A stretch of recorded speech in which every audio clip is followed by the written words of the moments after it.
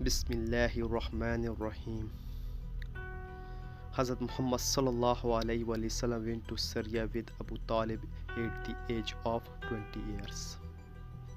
The Holy Prophet was born in the month of Rabi Awwal.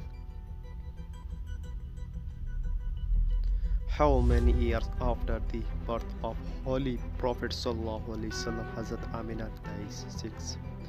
What was the name of both of Hazrat Nuh alayhi salam ark?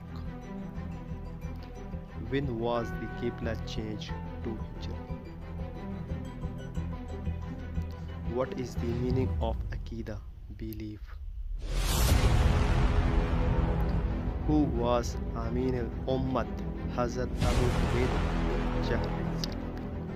Name the first female Muslim Hazrat Khadija. Name the first male Muslim Hazrat Abu Bakr.